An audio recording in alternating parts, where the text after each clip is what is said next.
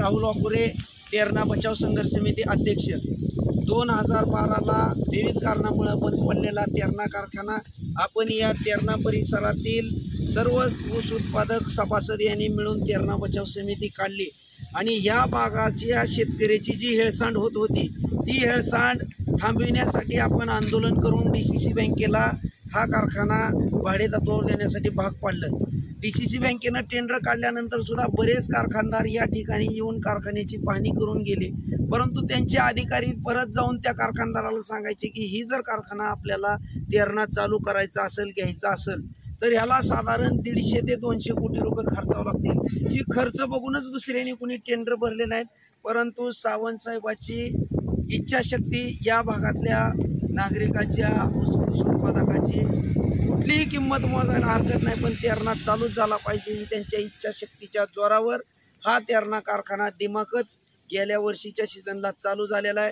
ही कारखाना चालू व्हायच्या आधी ह्या भागातल्या गुळ फॅक्टऱ्यांनी इतर कारखानदारांनी युनिटी करून लातूर जिल्ह्यातल्या ऊसाला 2600-2700 भाव असताना सोलापूर जिल्ह्यातल्या ऊसाला 3200-3300 भाव असताना आपला याने ऊस कवडी मोल किमतीत 1700 आणि 1800 रुपये टनाने नेत होते। ह्या शेतकरी ह्या भागातला कसा सुधरल? त्याच्यामुळे निश्चित या वर्षी तेरणा चालू झाला तर 2800-2900 पर्यंत ह्या भागातल्या शेतकऱ्याच्या ऊसाचा भाव गेलेला आहे। त्याच्यामुळे कायम आपल्याला ऊसाला भाव व्यवस्थित पाहिजे असेल आणि या भागात कायम लक्ष्मी नांदावी असेल तर हा तेरणा कंटिन्यू चालू राहणं महत्त्वाचं आहे।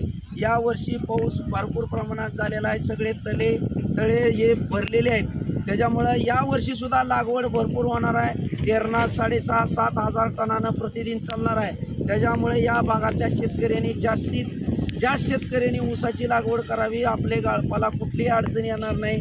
आणि येणाऱ्या 24 तारखेला मंगळवारी जो भव्य मेळावा आयोजित केलेला आहे, 10,000 लोकांची पडत्या पावसात हा वॉटरप्रूफ मंडप आपण उभारलेला आहे। पडत्या पावसात हा कार्यक्रम यशस्वी होणार आहे, त्याच्यामुळे पाऊस जरी पडायला असेल तरी हा कार्यक्रम यशस्वी होणार आहे। या मेळाव्याला महाराष्ट्र राज्याचे आरोग्यमंत्री डॉक्टर तानाजीराव सावंत साहेब हे सविस्तर मार्गदर्शन करणार आहेत। या भागातल्या तेरण्याच्या सभासदांच्या ज्या मनातल्या शंका कुशंका ज्या असतील त्या सगळ्या शंकेचं निरसन तानाजीराव सावंत साहेब यांच्या माध्यमातून होणार आहे। पुढील भविष्यकाळ आपला चांगला आहे, पाऊस भरपूर आहे, सगळ्यांनी ऊस लावा, तेरणाचा घास मोठा आहे, त्याच्यामुळे ऊसाच्या गाळपाची अडचण येणार नाही।